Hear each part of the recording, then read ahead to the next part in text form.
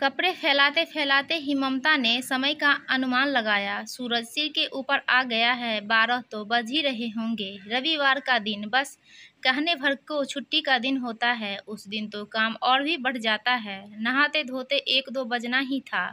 तभी उसे अपनी सास रेखा देवी और पिंकी के जोर जोर से बातें करने की आवाज़ें सुनाई दी। जरूर आज पिंकी फिर से अपनी सास से लड़कर चली आई होगी। पिंकी उसकी छोटी ननद है जिसका ससुराल इसी शहर में है। जब भी उसकी अपने ससुराल वालों से किसी बात पर कहा सुनी होती है, हाथ में सूटकेस उठाए अपने मायके चली आती है। घर में सबसे छोटी और सबकी लाडली होने के कारण लड़कर आने पर भी उसको गैर जिम्मेदाराना हरकतों के लिए उसे समझाने के बदले मेरी सास बढ़ चढ़कर पिंकी के ससुराल वालों में ढेरों नुक्स निकालती और उन्हें कोसती रहती। फिर लड़ाई का दूसरा अध्याय शुरू होता। पिंकी के पति कुणाल को दूसरे दिन बुलाया जाता और छोटी छोटी बातों पर जो हर घर में सामान्य रूप से घटित होती है उसके लिए उससे देर तक सवाल जवाब किया जाता। कुणाल के अपने घर का रहन सहन उसके ससुराल की अपेक्षा काफ़ी साधारण था, इसलिए वह थोड़ा अपने ससुराल वालों से वैसे भी दबा था और चुपचाप सारी बातें सहन कर पिंकी को वापस अपने साथ ले जाता। जल्दी से स्नान कर ममता रसोई की तरफ गई, तभी सास की नज़र उस पर पड़ गई। ममता को सुनाकर तेज आवाज में वे बोली, लो महारानी के पूरे 3 घंटे का राज स्नान समाप्त हुआ। न जाने कौन से उपटन मले जा रहे थे कि घर में तूफान आ जाए, पर इन्हें होश ही नहीं रहता। हालांकि उसकी सास अच्छी तरह जानती थी कि रविवार को हफ्ते भर का ढेर सारा जमा कपड़ा ममता को धोना पड़ता था, फिर भी बेटी की भड़ास निकाल रही थी। वैसे भी काफ़ी देर हो गई थी, इसलिए ममता जल्दी जल्दी खाना चढ़ा दी। तभी रसोई के दरवाजे पर खड़े सोहन की सख्त आवाज़ ने उसे सहमा दिया। सुबह से घर में बैठी जाने कौन कौन पहाड़ तोड़ती रहती हो कि कोई आए जाए, स्वागत सत्कार करना तो दूर की बात है, तुम्हें तो मिलने तक की फुर्सत नहीं मिलती। हर समय अपनी ही सुख तलाशती रहती हो। 2 बजने जा रहा था, इसलिए मैंने सोचा पहले खाना ही चढ़ा दूँ, क्योंकि सासू जी ठीक 2 बजे खाना खा लेती हैं, फिर आराम से पिंकी से बात करूँगी।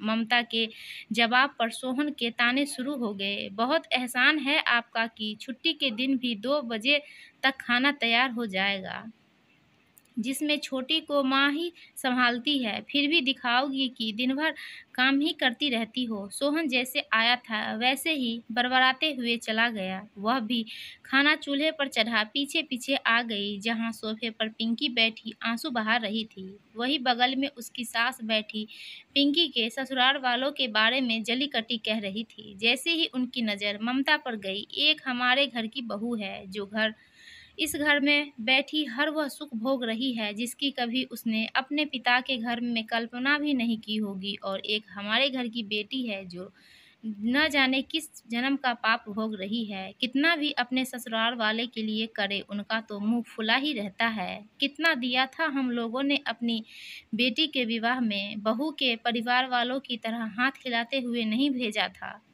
फिर भी हमारी बेटी एक दिन भी चैन से नहीं रह पाती। ममता बात को पलटने के लिए पिंकी से बोली, कॉफ़ी पियोगी?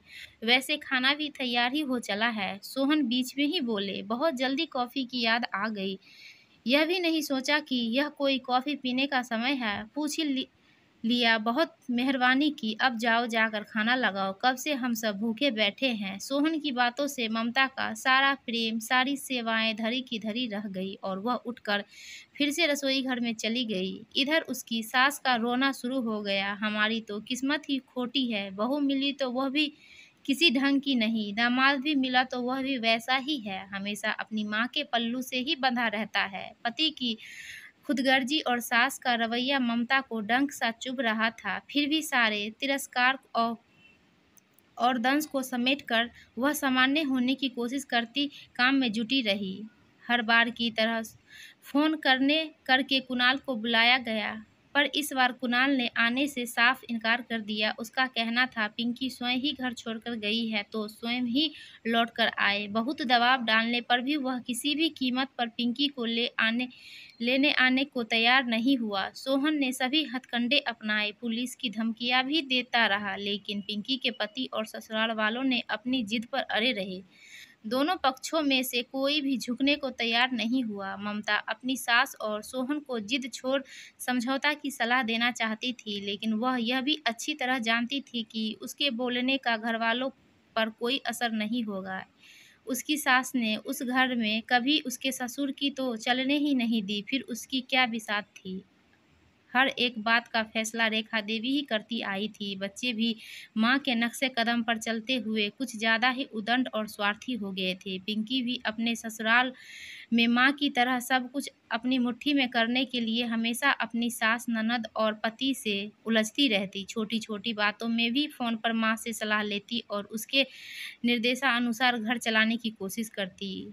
वह जब भी कभी ज़रा-सा भी बीमार हो जाती, तुरंत माँ को टेलीफ़ोन कर देती और उसकी माँ पहुँचकर पिंकी को अपने साथ घर ले आती। पिंकी के व्यवहार और घर में माँ की दखल-अंदाज़ी से पिंकी का घर टूटने लगा था। सास और पत्नी की हरकतें से कुणाल बुरी तरह खिंच जाता। अपनी सास की ज़रूरत से ज़्यादा दखल-अंदाज़ी उसे बिल्कुल पसंद नहीं थी। वह पिंकी को समझाने की कोशिश करता तो पिंकी अपना सूटकेस उठाए मायके पहुँच जाती। हर बार किसी न किसी तरह समझौता हो ही जाता, लेकिन इस बार दोनों परिवार अपनी-अपनी बात मनवाने के लिए अड़े थे। यही कारण था कि बात तलाक तक पहुँच गई। घर में इस बात को लेकर हर समय तनाव की स्थिति बनी रहती। घर के लोगों का बढ़ता तनाव गुस्से के रूप में ममता पर बरसता। सोहन का व्यवहार भी अपनी पत्नी के प्रति थोड़ा ज़्यादा ही निर्मम हो और रूखा हो गया था। हर छोटी-बड़ी बात के लिए वह अपनी पत्नी को ही दोषी ठहराता, प्रताड़ित करता। गुस्सैल तो वह पहले से ही था। बढ़ती परेशानी से उसे निष्ठुर और अमानवीय भी बना दिया था। एक दिन सब्जी के में नमक तेज हो जाने पर कुणाल इतना क्रोधित हो गया कि ममता को गुस्से में मारे इतने जोर से धक्का दिया कि वह सीधे दीवार से जा टकराई और उसके सिर पर गहरी चोट लग गई। ममता दुखी मन से अपने कमरे में चली गई। सिर पर लगे चोट से ज़्यादा मन पर लगा प्रहार उसे बेचैन कर रहा था। रोते-रोते कब आँख लग गई पता ही नहीं चला। तभी अपने सिर के ऊपर उसे किसी के हाथों का कोमल स्पर्श महसूस हुआ। उसकी नज़र सामने बैठी पिंकी पर गई। जाने कब से आकर बैठी थी, उसे आभास तक नहीं हुआ। पिंकी धीरे-धीरे उसका सर दबाने लगी। बरबस मिली सहानुभूति से उसकी आंखें भर आई।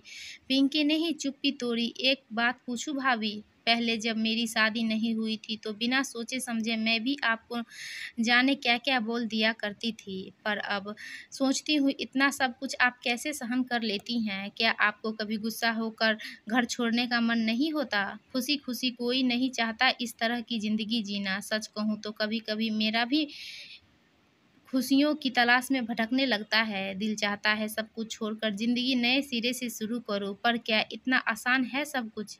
विरले को ही ज़िंदगी ऐसे अवसर देती है, वरना ज़िंदगी तो हर कदम पर दुख की एक चुनौती है। कहीं न कहीं तो इस चुनौती को स्वीकार करना ही पड़ता है। तुम्हारे भैया क्रोधित स्वभाव के हैं, परेशानियाँ उन्हें कभी-कभी निर्मम भी बना देती है। फिर भी जब इस तरह का क्रोधी, दबंग, उद्दंड और सिर्फ़ अपना ही सर्वोच्च स्थापित करने वाला व्यक्ति पति के रूप में मिल जाए तो उसका एकमात्र उपाय उसे छोड़कर भाग जाना या अपनी ज़िंदगी नए सिरे से शुरू करना नहीं होता है। मेरे हिसाब से ऐसी परिस्थिति में जीवन की इस चुनौती को स्वीकार करना और परिस्थितियों को अपने अनुकूल ढालने की कोशिश करना ही सही रास्ता है। वैसे भी पुरुष होते ही हैं अहंवादी हैं। उनके दिल में स्वयं की अवधारणा इतनी व्यापक होती है कि पत्नी का स्वयं उसमें समा ही जाता है। जहाँ तक तुम्हारे भैया का सवाल है, उनका विवेक भले ही कुछ समय के लिए खो जाता है, पर उनके अंदर की इंसानियत अभी जिंदा है। उन्हें अपने किए का एहसास रहता है। मेरे साथ दुर्व्यवहार करने के बाद कई दिनों तक तो वो मुझसे नज़रें नहीं मिला पाते हैं। मेरे बीमार पड़ने पर मेरी देखभाल भी करते हैं। उनके क्रोध को मैंने बहुत कुछ साध लिया है और मुझे पूर्ण विश्वास है कि उन्हें जल्द ही अपनी गलती का एहसास दिला सही रास्ते पर ले आऊँगी। बस ईश्वर से यही प्रार्थना है कि मेरे मन की दृढ़ता कायम रहे। यह ज़रूरी नहीं कि हर जगह पति ही दोषी हो। आज का यह सबसे बड़ा सत्य है कि आर्थिक रूप से स्वतंत्र होती नारियों का स्वाभिमान अभिमान के हद को पार कर रहा है। अभी अभिमान छिन्न-भिन्न कर रहा है। उसकी सहनशीलता को, छोटी छोटी बातों को सम्मान का विषय बनाकर घर टूटने लगा है। इस टूटते परिवार की सारी त्रासदी बच्चों को झेलनी पड़ती है। सच पूछो तो औरत बरगद की छांव है, जहां बच्चे ही नहीं घर के बुजुर्ग भी चैन से और सुकून की सांस लेते हैं। इसलिए ही शायद प्रकृति ने नारी को इतना सहिष्णु और दिलो दिमाग में अत्यधिक कोमल बनाया है, ताकि रिश्तों की भावना को दिल से महसूस कर उसे टूटने से बचा सके। विपरीत परिस्थितियों में नारी अपने अंदर छुपी अदम्य साहस और सहनशीलता से अपने घर का तिनका तिनका जोर उसे बिखरने से बचा लेती है। कौन नहीं जानता कि उसे सुंदर, समझदार और प्यार करने वाला जीवन साथी मिले, लेकिन जीवन में सब कुछ वही नहीं मिलता जैसे कि हम चाहते हैं। अगर अनचाहा मिले तो उसे अपने अनुरूप ढालने की कोशिश करना ही समझदारी है, ना कि सब कुछ छोड़कर भाग जाने में। कहाँ-कहाँ और किन-किन कठिनाइयों से हम भागते रहेंगे। मेरी मानो तो पिंकी, तुम अपने सारे मान अभिमान को भुला अपने ससुराल लौट जाओ। सिर्फ एक बार पूरी ईमानदारी और धीरज से ससुराल के लोगों के साथ सामंजस्य बैठा जीने की कोशिश करो, सब ठीक हो जाएगा। मुझे लगता है कि वे लोग इतने बुरे भी नहीं हैं। फिर भी अगर अभी अपने परिवार को समेटने में तुम्हारा धैर्य टूटने लगे तो अपनी भाभी को याद कर लेना उनके संघर्ष को, जो पिछले 8 वर्षों से वह तुम्हारे मायके को अपनाने के लिए कर रही है। दूसरे ही दिन बिना किसी को कुछ बताए पिंकी घर से गायब थी।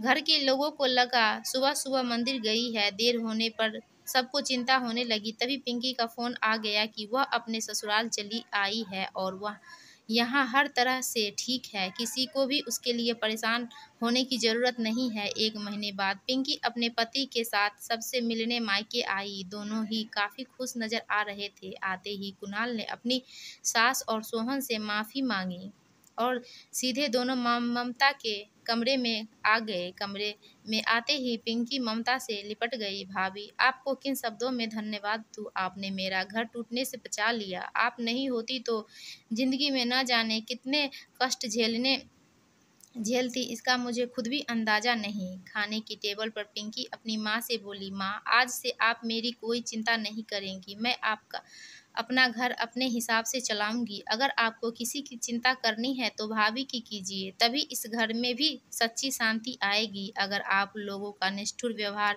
सहते सहते कहीं भाभी टूट गई तो यह घर पूरी तरह उजड़ जाएगा। मेरी सास से तो आप आशा रखती हैं कि वह आपकी बेटी को अपनी बेटी समझे, आपकी बेटी के अधिकार को समझे, तो फिर इन्हीं सब बातों से आप भाभी को क्यों वंचित रखती हैं। भैया से भी मैं यही चाहती हूँ कि जितनी नसीहतें आप कुणाल को देते हैं, वे सारी नसीहतें खुद आपको भी याद रखनी चाहिए। भाभी की सहनशीलता को आप लोग उनकी कमजोरी मत समझिए। रिश्ते को बचाने की जिम्मेदारी सिर्फ उन्हीं पर नहीं है। पत्नी एक बंधन मात्र नहीं होती, वो तो ईश्वर, समाज, कुटुंब और माता पिता के आशीर्वाद से पति और परिवार को जोड़ कर रखने वाली सेतु है, जिसके मानसिक रूप से टूटते ही सब कुछ टूटकर बिखर जाता है। थोड़ी देर के लिए खाने के टेबल पर निःशब्द शांति छा गई, मानो सभी के अंदर विचारों का मंथन चल रहा हो। पिंकी के ससुराल जाते ही सोहन ममता को डॉक्टर के पास ले जाने की जिद करने लगा। ममता के बार बार मना करने पर वह मानने को तैयार नहीं था। तभी रेखा देवी बोली, अगर बहू डॉक्टर के पास नहीं जाना चाहती तो उसे कहीं दूसरी जगह घुमा ला। मैं आज खाना खुद ही बनाऊंगी और हाँ, छोटी भी मेरे पास ही रहेगी। ममता को आज पहली बार लगा कि लोग ठीक ही कहते हैं। अगर पूरी लगन और निष्ठा से कोई काम को पूरा करने के लिए ठान लो तो जिंदगी जरूर उसे एक मौका देती है अपने काम को पूरा करने के लिए। बस जरूरत होती है थोड़े धैर्य की।